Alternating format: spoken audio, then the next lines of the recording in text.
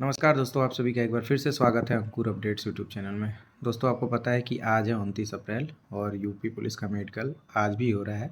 बीच में जो सरकारी छुट्टी होती है उस दिन बंद रहेगा और जो संडे है उस दिन बंद रहेगा, ठीक है।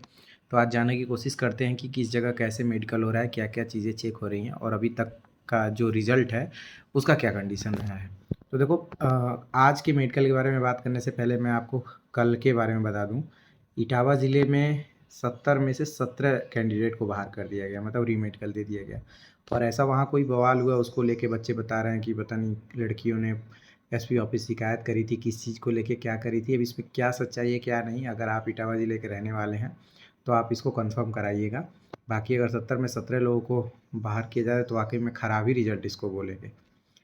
और किस वजह, देखो क्या है ना, डॉक्टर के ऊपर अगर वो चाहेगा, जैसे नहीं होता आप बाइक लेके जा रहे हो और अगर जो ट्रैफिक पुलिस है वो चाह दे कि आपका चालान काटना ही है तो किसी न किसी कंडीशन में काट ही देगा। और अगर आपको चाह दे बचाने के लिए तो किसी न किसी कंडीशन में बचा देगा। तो सेम कंडीशन डॉक्टर के टीम के साथ भी हो रही है, मतलब वो अगर चाह दे तो आप पास हो जाएंगे, नहीं चाहेंगे तो नहीं चाहेगा तो नहीं पास होंगे। तो इस वजह से भी दिक्कत हो रही है। बाकी अगर और ज़िलों का देखा जाए तो जो फेल होने का आंकड़ा है वो काफ़ी कम हो गया है। आप खुद ही देख रहे होंगे, मैक्सिमम जगह 100% लोग पास हो रहे हैं और कुछ ही जगह पे इक्का दुक्का लोग फेल हो रहे हैं। और एक चीज़ मैं आपको और बता दूं कि जैसे बहुत सारे बच्चे हैं ऐसे जो बाहर जा रहे हैं, तो थोड़ा सा उन लोगों के लिए मैं यही सजेशन देना चाहूँगा कि थोड़ा रुक जाओ, क्योंकि अब बहुत तेज़ मेडिकल का प्रोसीजर शुरू हो गया। सॉरी, अब बहुत तेज़ यूपी पुलिस का, अब बहुत तेज़ पुलिस वेरिफिकेशन के लिए कॉल आने लगा है। मतलब मैंने देखा कि कुछ लोग ऐसे हैं जिनको 2 से 3 दिन के अंदर ही मेडिकल के बाद कॉल आ गया है।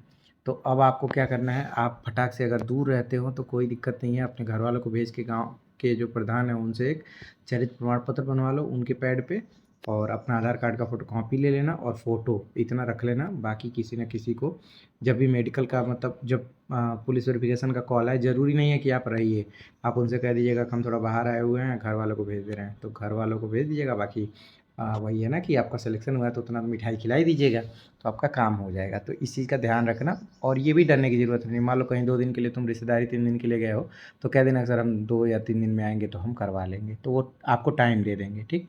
तो इस चीज़ का ध्यान रखना। और दूसरे इस चीज़ का भी आपको ध्यान रखना है कि जब तक ज्वाइनिंग नहीं हो जाती है सतर्क रहिएगा, क्योंकि क्या है ना, बहुत, एक दोस्त का फ़ोन आया था, वो बता रहा था कि सर मेरा मेडिकल नहीं हुआ है और मेरा एक्सीडेंट हो गया है, मतलब पैर फ्रैक्चर हो गया, तो क्या होगा।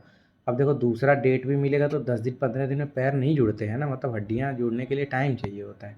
तो ये गलती ना करिए, जब तक ज्वाइनिंग ना हो जाए तब तक आप लोग खुद को थोड़ा सा सतर्क रखिए। देखो, बहुत बड़ी नौकरी नहीं है, लेकिन जिस कंडीशन पे अभी आप हो वहाँ से कांस्टेबल बनना बहुत बड़ी चीज़ हो जाती है।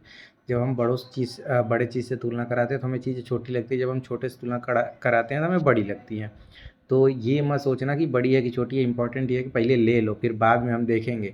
हमें भी पता है जब आप कांस्टेबल बन जाओगे ना तो आप कहोगे यार मैं तो दरोगा मटेरियल हूँ। दरोगा बन जाओगे तो कहोगे मैं तो पीसीएस मटेरियल हूँ। मतलब अपना जो क्षमता है ना, वो एक चीज़ में जब आप पहुँच जाते हो या एक चीज़ पा लेते हो तब आपको पता चलता है कि यार मैं तो इससे ज़्यादा भी चीज़ें पा सकता था। तो फिलहाल जब तक ज्वाइनिंग ना हो जाए तब तक थोड़ा सा सेफ्टी रखिए और सुरक्षित रहिए। बाकी चलिए आपको दिखाते हैं कि किस ज़िले में कितने लोग फेल और पास हुए। ये है एटा ज़िले का। और चूँकि अभी लगभग 3 बजने वाले हैं और 3 बजे तक हर ज़िलों में मेडिकल हो नहीं पाता है।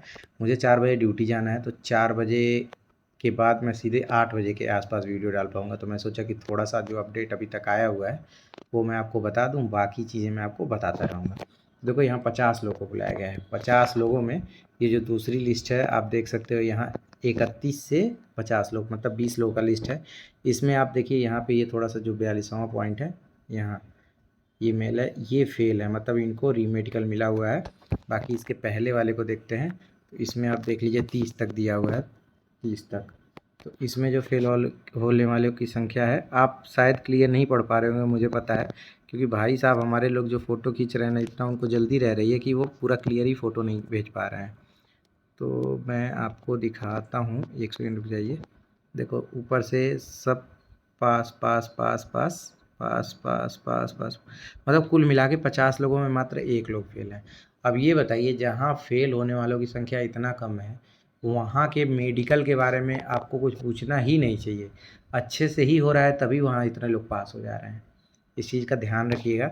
अब बाकी एक चीज़ और आप देख लीजिएगा, ये एक अपडेट है कि जो पुलिस प्रशिक्षण निदेशालय उत्तर प्रदेश है, वो सभी पुलिस आयुक्त और सभी कमिश्नरेट और सभी जिलों के वरिष्ठ अधीक्षक और पुलिस अधीक्षक और सेना नायकों को एक लेटर जारी किया है। जैसे क्या है ना कि 112 जो सेंटर बनाए गए हैं ट्रेनिंग के, जिसमें आरटीसी और वो सब होगा, उसमें ना जो आईटीआई और पीटीआई हैं, उनकी संख्या इतनी ज़्यादा मांग है, मतलब उनकी संख्या इतनी ज़्यादा हो गई है, अब इतने लोगों को ट्रेनिंग कराने के लिए ज़्यादा लोग चाहिए ही, तो उतने लोग मिल ही नहीं पाए हैं। मतलब कई कई बार ट्रेनिंग हो चुका है, उसके बावजूद भी अब लेटर जारी किया गया है। इसमें ये बताया गया है कि 60,244 रिक्रूट आरक्षी नागरिक पुलिस को 112 प्रशिक्षण संस्थानों में आरटीसी केंद्रों में 21 से आधारभूत प्रशिक्षण कराया जाना प्रस्तावित है। उक्त रिक्रूट आरक्षियों के आधारभूत प्रशिक्षण हेतु बाह्य विषयों के प्रशिक्षण कार्य हेतु मुख्य आरक्षी आरक्षी को आईटीआई व पीटीआई कोर्स कराया जाना आवश्यक है। अब देखो, इसमें ये कहा है कि निर्देशानुसार अनुरोध है कि प्रत्येक कमिश्नरेट, जनपद एवं पीएसी वाहिनी से आईटीआई कोर्स हेतु, देखो सभी कमिश्नरेट, सभी जनपद एवं पीएसी वाहिनी, मतलब जो सिविल पुलिस है उनको भी और जो पीएसी के हैं उनको भी, सभी जिलों से 5-5 आईटीआई एवं पीटीआई, मतलब आईटीआई कोर्सेज 5 एवं पीटीआई कोर्सेज 5, मतलब एक ज़िले से 10 लोगों को, 10 लोगों की लिस्ट मांगी गई है। अब उनके ऊपर है, या तो जैसे आपसे चॉइस मांगा जाएगा कि अगर आप ट्रेनिंग कराना चाहते हैं तो आपकी ट्रेनिंग कराई जाएगी। अब देखो, इसमें ये 40 वर्ष से कम होनी चाहिए और 35 वर्ष से कम होनी चाहिए। मतलब जो पीटीआई कोर्स हेतु है वो 40 से कम, आईटीआई कोर्सेज 40 से कम, और पीटीआई है तो 35 वर्ष से कम। और ये कब के भर्ती वाले हैं, ये सब आपको नए मिलेंगे जो 2015 में उसके बाद की भर्ती हुआ है, ठीक है। इस बीच के लोगों को मांगा गया है। तो अब अगर प्यार से नहीं ये लोग जाएंगे तो ज़बरदस्ती भेजा जाएगा।